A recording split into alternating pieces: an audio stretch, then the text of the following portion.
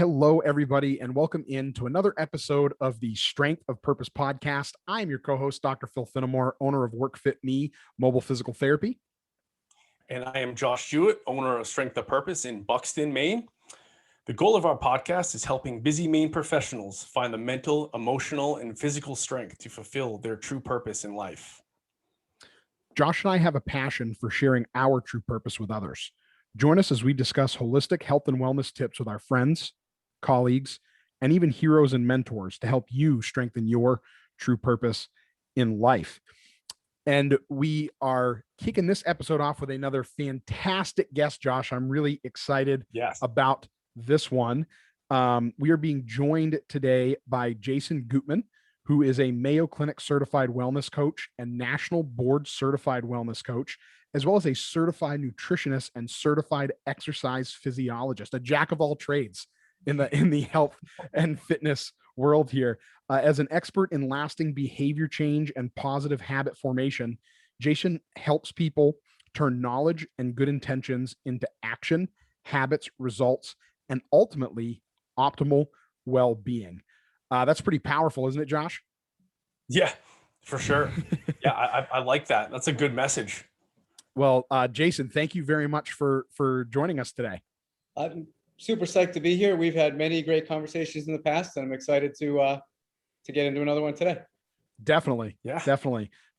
Yes, you just alluded to those conversations we've had in the past. And one thing that I really have enjoyed about that is I always come away. We did a workshop, for example, not too long ago, and I learned some things. You know, anytime I can collaborate with another professional to try to get good information out to people, and walk away saying, I should work on that a little better. Maybe I can change my frame of reference. That's always a good thing. Very cool.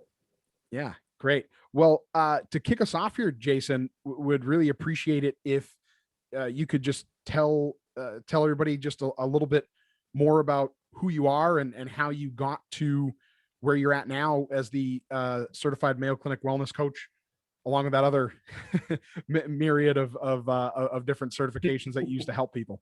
Yeah, well, I think that's actually a neat place to jump off from, because not a lot of people know what wellness coaches do. Wellness coaching is very much an emerging field. You know, it's been around in one form or another for a couple of decades, but really gradually gaining more and more and more traction. And it's filling a particular purpose in our culture broadly, and maybe we could say within our medical or allied medical system.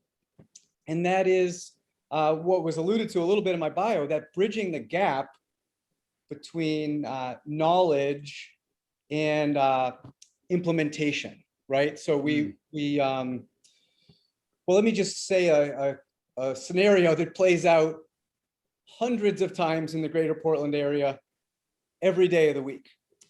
Person goes to their physician does a routine kind of assessments, takes their weight, takes their blood pressure, does blood work, comes back with a blood cholesterol panel, comes back with a blood sugar panel.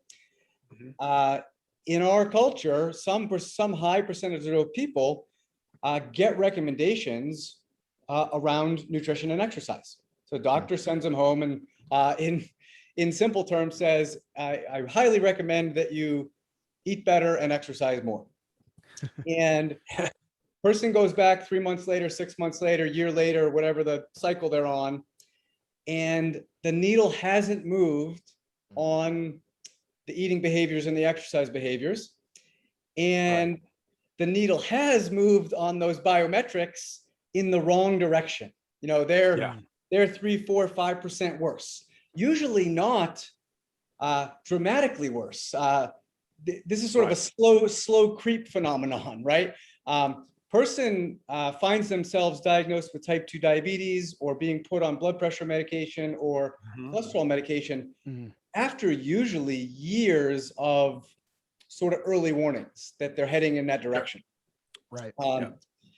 And, you know, what we have I don't know if I should include myself in that, what exists in the majority of the medical system is that approach of tell them to exercise more and tell them to eat better, tell them why it's important, sort of tell them the dangers, and then expect them to change. And what's really gone on for decades in that system is people banging their heads on the wall going, why isn't this working? Right. And so I'll wrap up this overall summary in a second here. I came into adulthood with the skills of a nutritionist and exercise physiologist. So I didn't have much more than that, because what I could do is tell people in more detail how to eat well and how to exercise, but I was still just telling them to do it with relatively limited success. And that's when I came up against a wall and said, either I'm going to learn how to help people improve their behaviors, or I'm going to find another career, because it's extremely frustrating, beyond frustrating. It's burnout inducing to pour your heart into customized planning and sharing of expertise, and wanting it to work, caring about your clients and wanting and having relatively limited success. So that began my exploration of the science of behavior change and habit formation. That had a couple of different stops along the way. It ultimately led me to training as a wellness coach at the Mayo Clinic. And that's just a complete game changer. There is an existing body of science and an existing array of evidence-based methods of helping people actually improve their behaviors, which could broadly be summarized as working smarter instead of working harder. So I think that's a decent overall summary, and I'd curious what that brings up for you guys. Yeah, it's like taking the blindfold off them after you've handed them a Rubik's Cube. Giving them the tools that they need to understand why and how to get there. I think it's awesome. I was on your website reading it. It's interesting because wellness has this giant net that people don't understand. It's psychological, it's physical, it's stress, it's family, it's work, it's all these things combined together. And even like one of those little things is off kilt by 90 degrees can affect the rest. It's really cool. Yeah, so that's something, maybe we'll put a bookmark on that. But I know, you mentioned in the intro, Phil, that part of the theme of the podcast is holistic wellness. So that's something to talk about, is how I've discovered over time, even with my training as a nutritionist and exercise physiologist, that there's a lot more to being well than food and movement. So that's something potentially to delve into. Yeah. But what you just said, Josh, I think is a really cool thing to highlight. A nice catchphrase to summarize this is to give people skill power instead of rely on their willpower. Right? A lot of people are convinced, if I'm going to change in these areas, the only tool in my toolbox is to summon as much willpower as I can, sort of suck it up and just do it. And what we know in both the scientific study of behavior change and habit formation and in the real world is that doesn't work most of the time.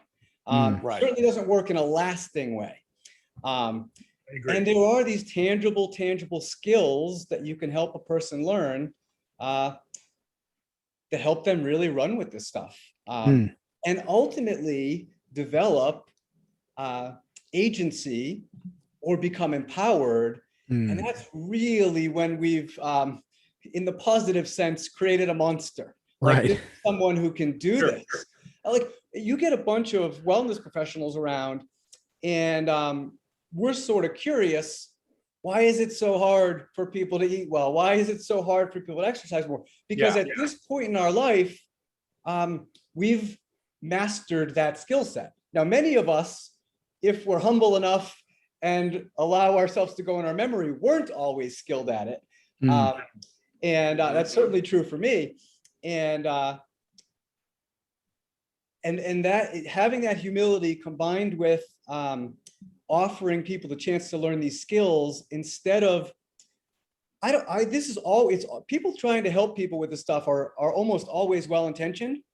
I think they tend to be unskilled in the art and science of behavior change and habit formation. So they end up relying on flooding people with info, thinking if I pour the info on them, that will finally motivate them.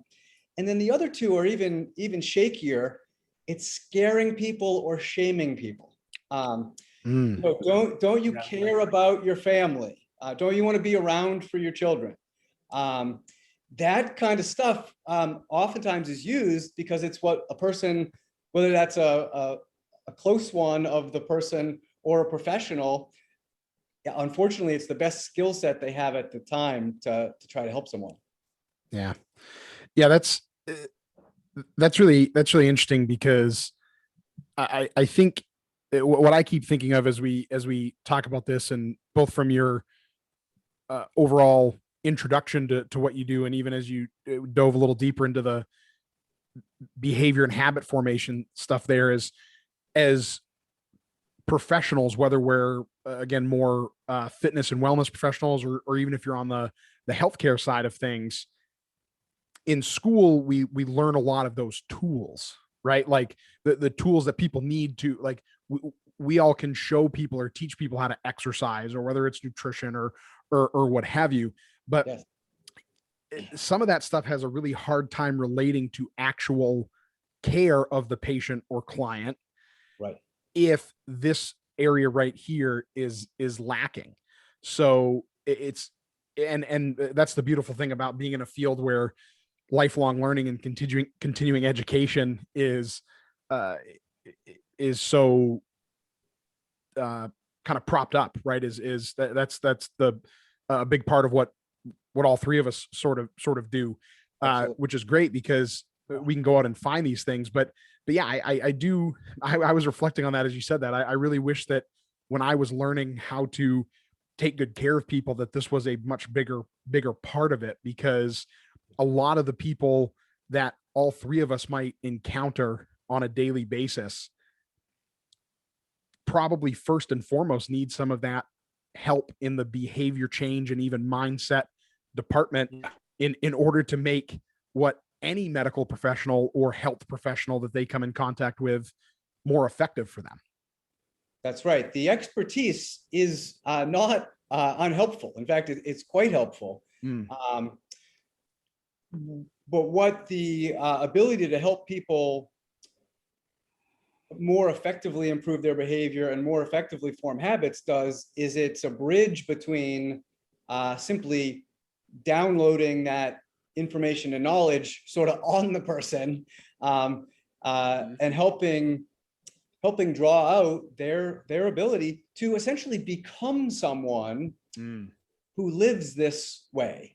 Right.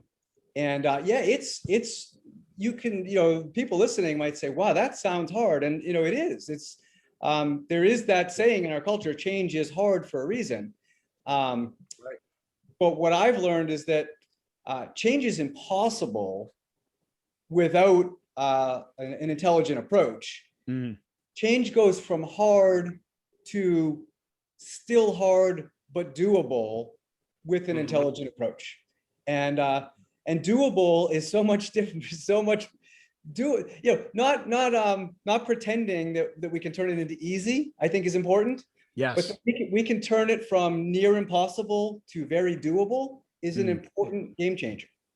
Yeah, I would definitely agree with that, because when you were talking about the willpower versus skill power, I think that you're right. Once we make it a little easier, we're not making it easy for ourselves, right? Or we're not, you're not making it easy for that person, but you're making it easier, right? You're making some of the things you're trying to help them with a little more digestible.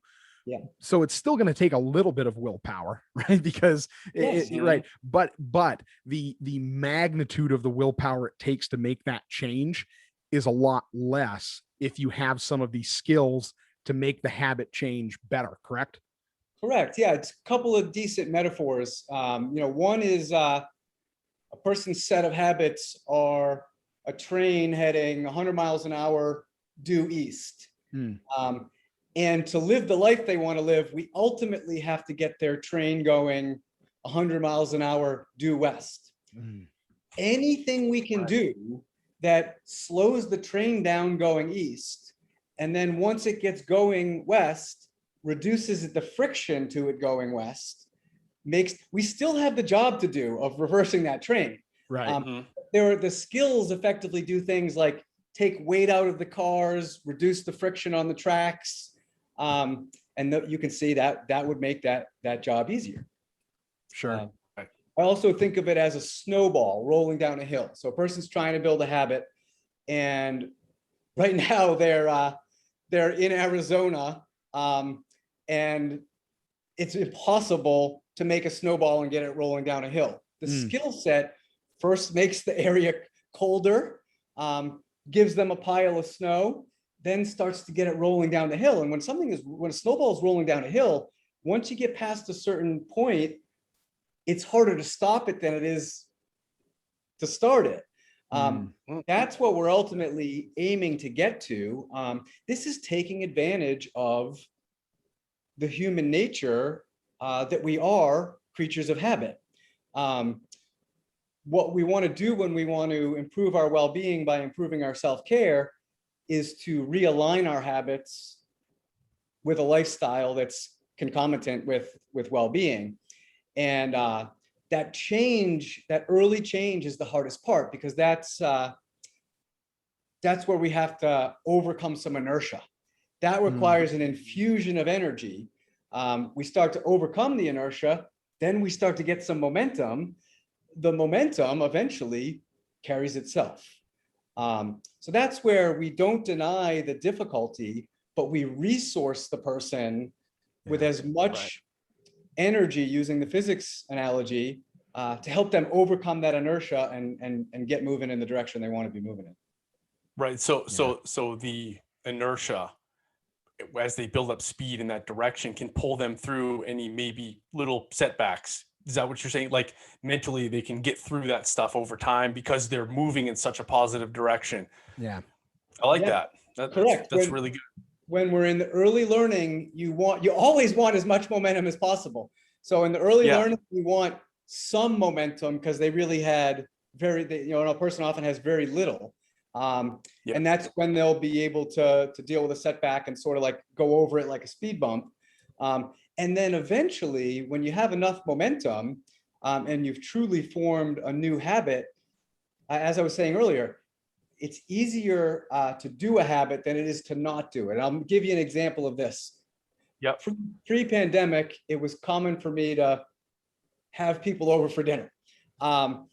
Even like new people. I'm getting to know people, and I invite people. We have small, little gatherings and have dinner. Yeah. And they see what I'm cooking and what I'm eating, and sort of conditioned by the willpower notion that's big in our culture. It's very common for someone to say, "Oh my God, you eat so well, you have so much willpower." And that what they're assuming is that instead of going to the farmer's market and the fish market that day, I had to work my tail off to not go to McDonald's and not go to Dunkin' Donuts. And what happens when someone says to me, "Oh my God, you have so much willpower," is I do a double take. Because at this point in my life, part of my routine to go to the farmer's market and the fish market on Saturday mornings and have some people over for dinner and enjoy it. So I say this humbly, but it's easy for me at this point because it's a habit. Right.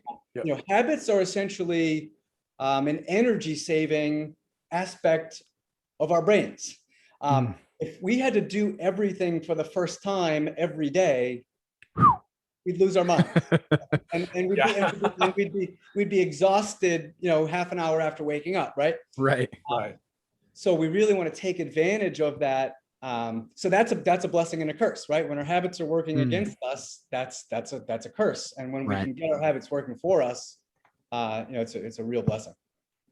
You know how many times if I had a quarter for every time I went to like a get together or a barbecue or something, or somebody my wife knows or works with, and I'll either bring food with me or I'll just kind of eat the stuff that I think is okay.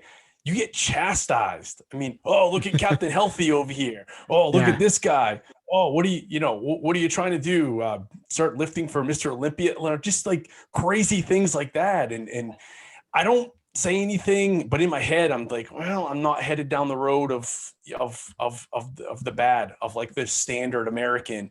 Yeah.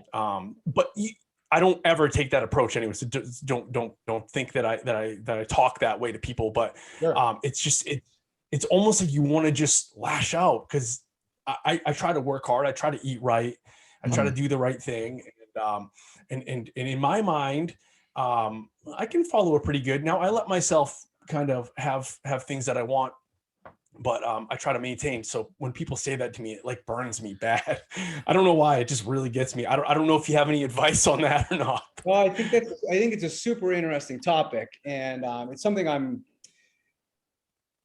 fascinated in because it sort of has to be part of the work. It's kind of an interesting conundrum or paradox. So I'm very much working with people in a one-on-one setting. Occasionally, I'm working with two people at once. Sometimes it's a married couple, or it's siblings, or it's a adult, a parent and their adult child. I'll sometimes work with two people together. Sure. But I'm not working with, I'm not in the public wellness domain, right? And yet the individuals that I'm working with are swimming in the sea of our culture, right? Yes. And the things you bring up, Josh, are key characteristics of our culture. We really, and I say this descriptively, not judgmentally. There were certainly times in my life where I didn't value well-being like I do now. In my exploration of myself for many years, and certainly today, well-being is actually my highest value. I think it's what I'm here to do is to thrive and to help as many other people as I can thrive. And that affects both my personal relationships and the way I work with my clients. I just have had enough experience, have done enough philosophy with myself that I've kind of come to the conclusion that if we're here, why don't we be as happy and healthy as we can be? And therefore, from that foundation, that set of values that I have, and this is a neat tying this together to part of behavior change and habit formation, because one key to helping someone change and improve is to help them get in touch with and really immerse themselves in their values. And here's, to speak to that, sort of the cookout story, which we're all familiar with, is I have an interesting experience in a week-to-week basis now, which is the people who come to me are sort of the public of the United States, right? And so they're not the super wellness conscious crowd on the surface. It's not what they talk about at first glance. Sure. But when I create some rapport and some trust with a client, I'm continually surprised. It's often 2 or 3 sessions in that this person opens up in their own way and they reveal why improving their well-being is important to them. And I heard someone say, I don't know, 10 years ago, that everyone walking around is thinking about their well-being or not being sick, money, and relationships. And yet we don't talk about it very much. Right. It's taboo to talk about those things, right? It's taboo.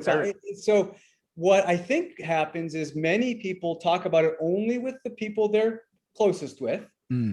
And what I'm able to do, if I do a good job building rapport and trust, is the person starts to consider me safe and someone that they'll open up to about these things.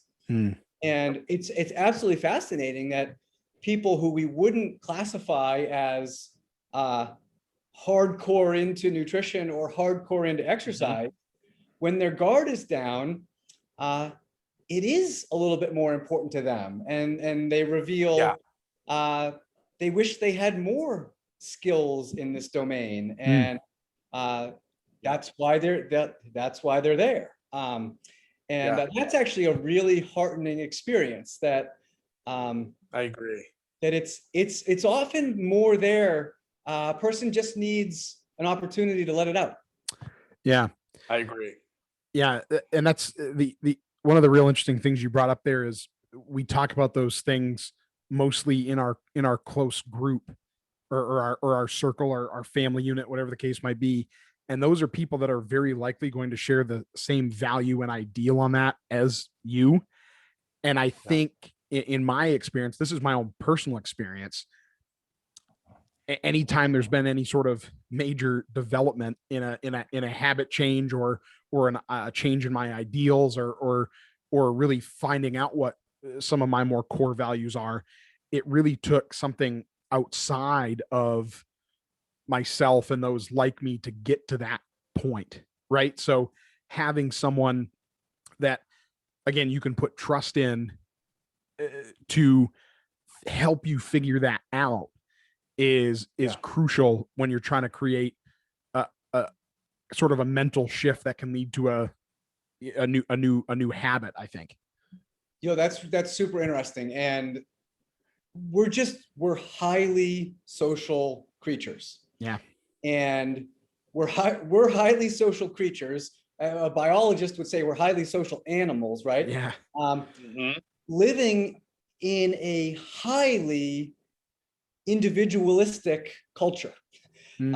So that often convinces us that we're supposed to be able to do anything, including very hard things, by ourselves. And the inability to do so is a sign of inadequacy in some way. And I love a saying along the lines of, no one does anything truly substantial in their lives by themselves. Even if it has the appearance of being by themselves, there's often a behind the scenes support team, whether that's personal, professional, or both. One simple way I would say in a lot of ways, the coaching process is simple but profound in this way. A lot of it is really, really, really good listening. Giving a person a chance to talk. There's a saying in coaching that people believe what they hear themselves say. So oftentimes a person's starting to say, it's really important to me to turn my blood sugar levels around. I don't want to get type 2 diabetes like my dad did. And my job is not in like a trick sort of way, really just like a mirror. I'm reflecting, is to say back, it sounds like staying well and being healthier as you get to your dad's age is really important to you. I'm just saying back what they already said to me. Right. And it just allows it to sink in. There's something about that quality of our human nature, that they could think these thoughts, and then it just sort of stays somewhere and doesn't get turned into motivation. By having a conversation around it, we're sort of drawing out. It's really feeling based. They say those words. Those aren't purely intellectual words. Those words have emotion with them, right? Right. And they get to hear themselves say something emotional and have a accepting, compassionate, kind person take it in and say, I hear you. To witness them in that experience. And that's part of the mojo of what's happening when we're helping someone sort of find or draw out their motivation. Yeah. I think it's very scary for people that are in that position to take on something. It's like David and Goliath to some people. It's like our job to like, okay, this is the first step you take, right? You start here. Don't forget the rest. Let's start here. Let's get good at this thing. Like in my case, I try to get people to move better, maybe get a little bit more sleep. I help them with that. And then we move on to how's your nutrition? I always ask, how's the nutrition and stuff, but I'm just saying like it's taking little bites, one by one. Yeah. It's like Phil and I talked about in one of them. It's like, how do you eat an elephant? Yeah. It's the same way with what you're talking about. It's one bite at a time. So Yeah, instead of you throwing this elephant at them and say, sit down and eat, you're just trying to extract little bits and help them chew that elephant. It's pretty neat. Yeah. What's fun about our conversation so far is I have a model that I use that I call the 7 evidence-based steps to positive habit formation. And we're not going through them like it's a lesson, but we're jumping to them. So one is to be really clear on your values, really clear on the pop culture way of saying this is your why. Why making these improvements is important to you. The 7th, sort of the one that ties it all together that we've talked about a little bit, is asking for and accepting the kinds of support that you personally find helpful. This one is number 3 in my process, which is take small steps, or we could say take baby steps. Sure. And taking it small steps is so important. And there's technical explanations for it, but this is the simple way of thinking it. When we take a small step, we set ourselves up for success. And when we experience success, we have this experience of, I just did it. I'm doing it. I'm actually doing it, right? That feeling of I'm actually doing this thing that I've wanted to do for a year or 2 years or 10 years feels great. Yeah. And we want more of it. It's super motivating. Now, the converse, which is a trap, is thinking go big or go home. Right. I gotta eat the elephant. If I don't go all in right away, then it means I'm not really motivated. It means I'm scared. It means I'm not serious about this, right? But what ends up happening is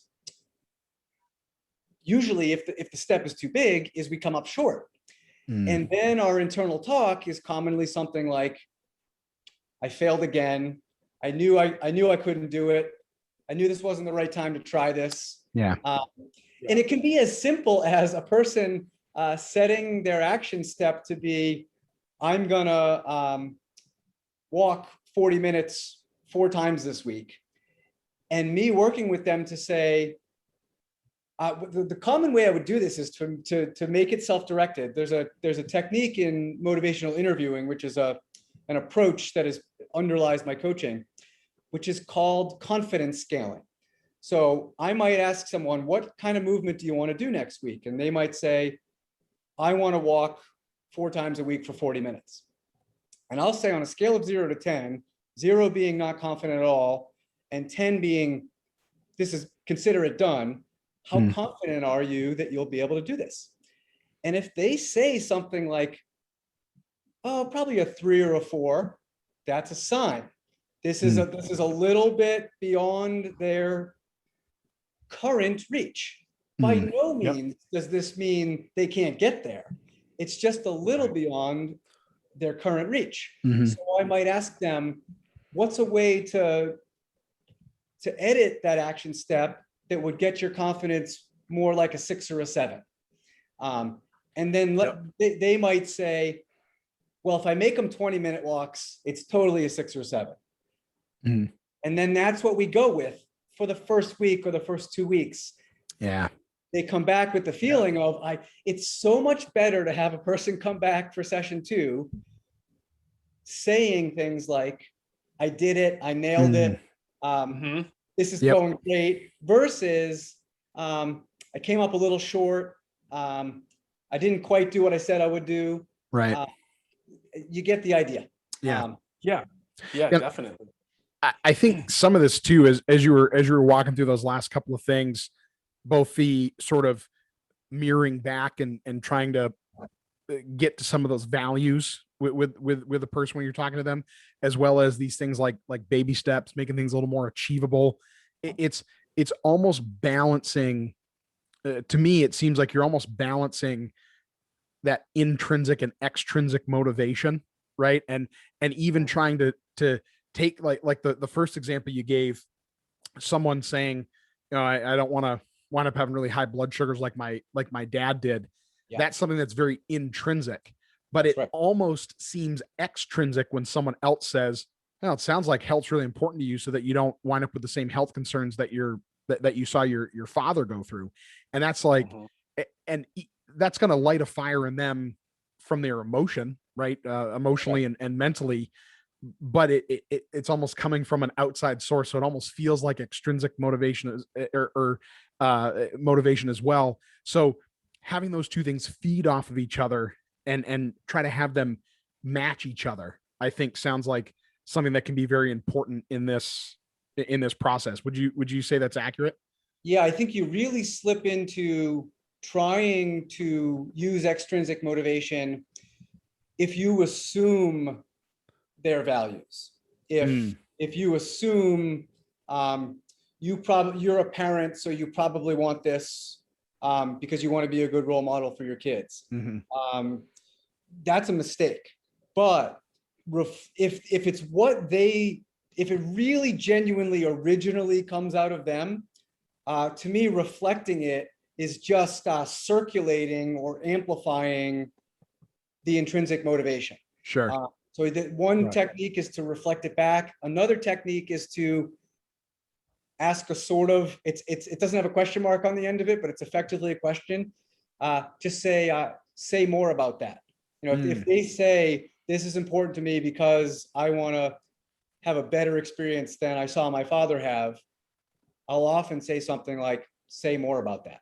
I'd love to hear more about that. Just keep them talking. Yeah.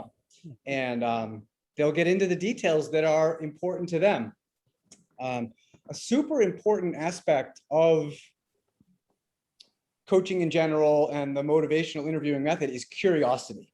But underneath all of this is a spirit of assuming that people, and this is sort of, I don't mean this as a total knock, because I think most people working in medicine or wellness are well-intentioned. But the assumption usually from authority figures is sort of what's wrong with people? Why won't they get it? Right? I'm telling them what's important. Why won't they get it? In wellness coaching, we come very much from the angle, what's right about people, instead of what's right about people. There's a saying from the coaching lineage that I learned a lot from before I did my formal training at Mayo. It's that people are naturally whole, creative, and resourceful. Another way of saying this is that we assume that people can solve their own problems and create their own solutions. So I'm really always coming from that framework that this person in front of me, they have most of the answers they need. There might be places where it's important for me to put my expert hat on and lend them some of my expertise, but I never want to do something for them that they can do for themselves. That's a form of sort of codependence or enabling. Isn't setting them up for long-term success.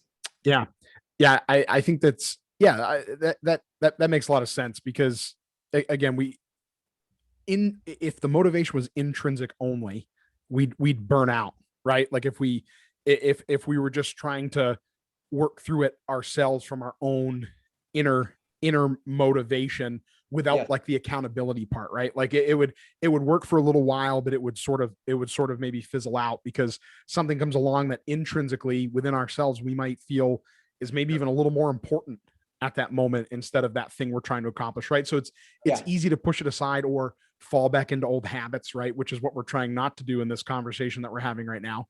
But we also don't want too much extrinsic motivation, because if that overpowers the intrinsic, there's Yes. no reason for them to be doing it in the first place, right? So Yeah. that it's a fine line, like you said, between, enabling and codependence and someone just relying on that accountability partner Yeah. or that coach, and trying to just go it on their own with just pure, bull through it. I That's, need to do this because Right. it's important to me because of that mentality. Neither of those things are sustainable. So balancing that out seems incredibly important. I think that's very well said, that the sort of structural element that a period of wellness coaching creates is this accountability. Mm, Accountability to the process. yeah. Now this is not accountability to the coach, accountability to the process. For the next 6 months, I'm making improving my well-being important. And as part of that, I'm going to see the coach on X schedule, communicate with the coach on X kind of schedule. I'm making this element important in my life. But we want to look at that accountability container like training wheels. Yeah. And that over time, I want to help the person ride the bike by themselves more and Right. more. At the beginning, I'm that parent or uncle holding the bike while they're riding, right? Right. And eventually letting them go free. Now, the other classic way to say this is that the age-old idea of teaching a person how to fish instead of giving them fish. Mhm. And that's the sort of the promise pledge that I make with a new client is we're going to do a lot of hard work together for 6 months. And if we do a good job together, and you see, I'm using words together on purpose. Yeah. If we do a good job together at the end of the 6 months, you're going to have, I could broadly say self-care skills, but really eating habits, exercise habits, and overall self-care habits, Yep. good sleep habits, good stress reduction habits, all of these kinds of things for the rest of your life. And not that you'll never, ever need me or someone like me, but the idea is that you're gonna be able to run with this pretty darn well on your own and put in simpler support systems. You could be your family members, could be friends, could be a community organization of some kind. What coaching really is taking that 7th step that's important in habit formation and giving a person an infusion of it or an intensive of in it for a period of time. Yeah. Yeah. And having being a little more saturated in that guidance and support needed that most people, when they're starting something that they've either never done before or done and failed multiple times, just sort of need, right? That's right. Yeah. Fantastic. Awesome. That is great. And what's cool about this, your approach is, I'm not going to say the name of a couple of books that I've read, but man, everything, you are the hammer and that is the nail. Like when you read the book, it's like you get up at 4 a.m., you work out, you eat right. If you get off the path, you get back on it. You stop being a wimp. It's exactly like that. Not in that voice, but it's very much like you almost feel like there's a monster behind you all the time. Like, oh my God, what happens if I, don't train this morning because I'm exhausted, it just makes you kind of feel like, like you're doing something wrong. So that's another interesting element that relates to general steps in habit formation, but I think are also very, very, very specific to nutrition and exercise. So yes. There's sort of what we might call diet culture. And diet culture is largely characterized by a saying, something along the lines of, if it tastes bad, it's good for me. If it tastes good, it's bad for me. And then, which is a double bind, right? Yeah. So Right. a person has the choice of living a life that they enjoy or living a life that is nourishing and promotes well-being. There's the same thing, we might call it like boot camp culture, which is sort of like, suck it up, do it whether you're tired or not, do it whether you enjoy it or not, do it whether, and that saying is more common. Their saying is no pain, no gain, right? Right. Yeah. And my experience in the real world is that works for high school soccer and football and lacrosse double sessions. that works for literal boot camp. It Right. doesn't work so well for a relatively well-adjusted adult who wants to be fit and well and thrive and enjoy their life. Yeah. And what we know is that people keep doing what they enjoy doing. Right. Now, when I say that at first glance to some people, especially if they're, I'll just say this, but I mean this not judgmentally as well, if they're kind of a smart ass, is like, Right. what I enjoy doing is eating chips and watching Netflix. And that's not what I mean by do what you enjoy doing. I mean, Right. find the intersection between Yes. that which is wellness promoting and that you enjoy. Right. And that's another neat discovery that always continues to surprise me, which is, and it shouldn't anymore, but most adults, if you give them the opportunity, if you let them off the hook of no pain, no gain, they'll tell you about ways of moving that they enjoyed when they were growing up or that they've enjoyed more recently. They just thought that didn't count because it didn't suck enough. Which is crazy. Right. And then the same thing with food. I use my dad as an example of this all the time. I mean, my dad has said that saying, if it tastes bad, it's good for you. If it tastes good, it's bad for you. But yet I can ask my dad, hey, Dad, what kinds of fruit do you like? And he'll be like, oh, I love cantaloupe, love grapefruit. I'll be like, Dad, what kind of fish do you like? I love salmon. I love.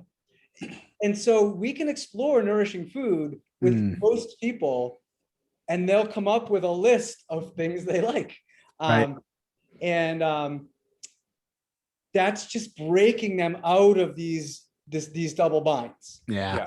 And I like to say recoupling that which is enjoyable with that which is nourishing. And I mean nourishing beyond food, that which is satisfying, fulfilling, wellness promoting.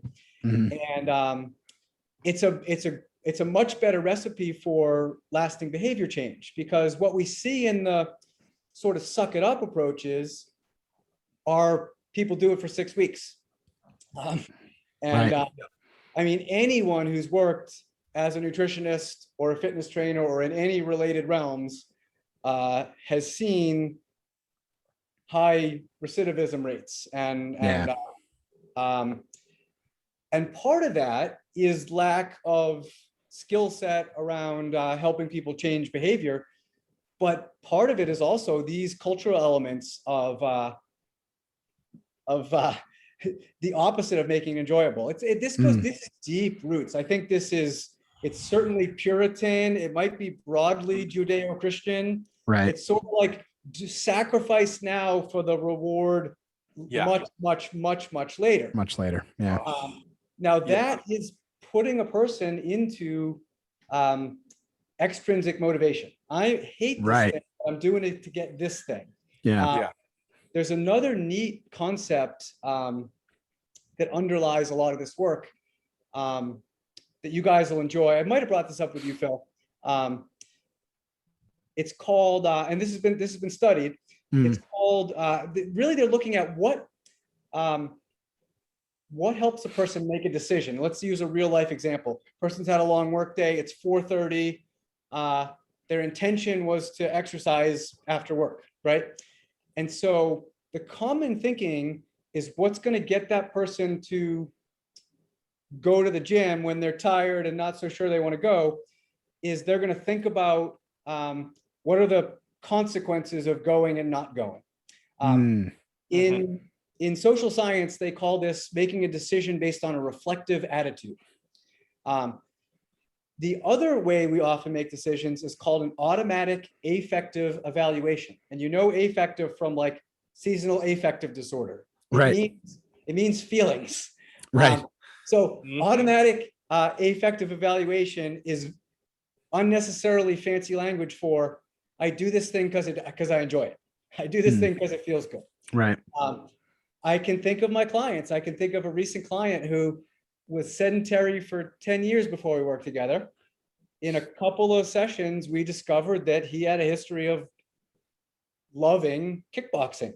He was pretty convinced when he came to me that he would need to be running and strength training. They're sort of probably the most two common things, and they were in his mind. We really discovered that he thought he wanted to get back to kickboxing and explore it. And as he got into it, he loved his teacher. He loved the other classmates. He loved the group environment. He loved the activity itself. And it became something that he wanted to do at the end of his workday. Not for the he wanted to, and he successfully lowered his blood sugar and lost weight over 6 months significantly. But that ultimately wasn't what was getting him to go kickboxing. It was that he enjoyed it. Yeah.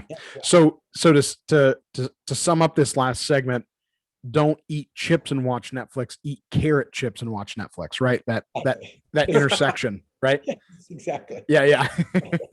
only educational. Netflix. Right. Educational Netflix. Right. None of that smut. That's the progression, Josh, right? We gotta start slow, right? That's right. Start slow. Right. Yeah. Awesome. So Jason, before we ask you the final two questions that we have, I want to give you a chance to tell people how to find you if what they've heard so far has really piqued their interest and they want to talk to you a little bit more, find out a little bit more about what you do and how you can help them. What's the best way for them to get in touch with you? Most straightforward way right now, where I have my most online presence, is on LinkedIn. Simply look up my full name, Jason Gootman, Gootman. They'll probably be in show notes of some kind, right? Yes, definitely. I put up an article every week, lots of good wellness content, lots of good behavior change and habit formation content, so people can dig in a little bit more. And yes, certainly if someone wants to reach out, what I do is just have a conversation.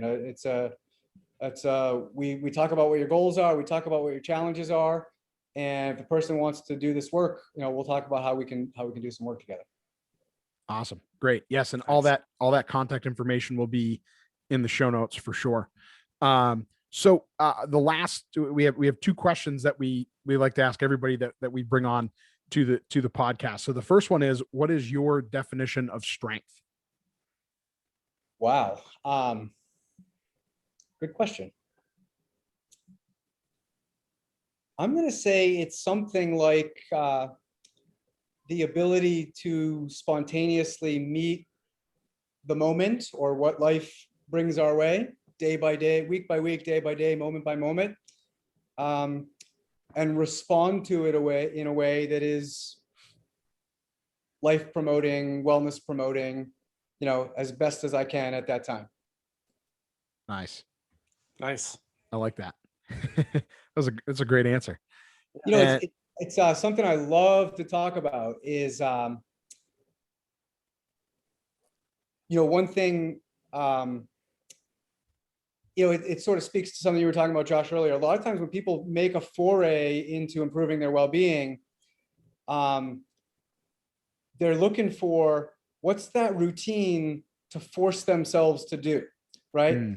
And real life, if you're running a business, have a career, raising kids, whatever else, requires some flexibility and spontaneity.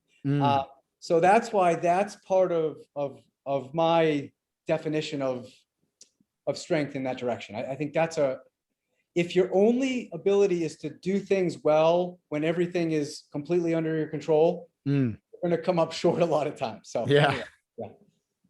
No, that's great. Definitely. That totally makes sense. I like it.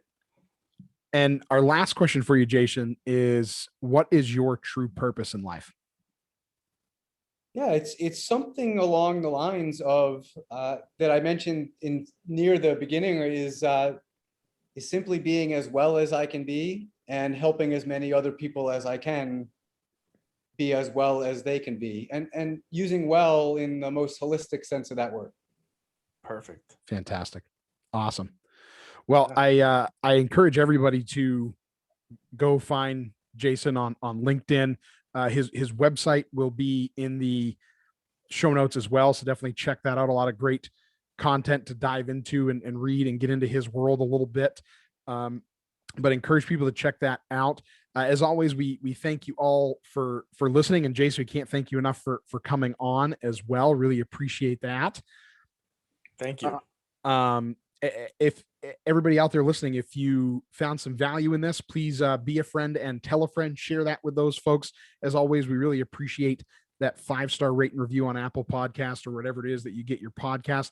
If you would prefer to watch us as well, you can find us on YouTube. We would appreciate you watching there. You can subscribe and hit that notification bell so you know that when we post a new episode. And stay tuned. We got some more great interviews kind of rolling your way as Josh and I get to meet and talk with some more really fantastic people that we're learning from, that we hope you're getting as much value out of as we are. And we appreciate y'all listening, and we will see you back here on the next episode. Jason, thank you again. Thanks Jason. Thanks again for having me, guys. All right, everybody, have a good one.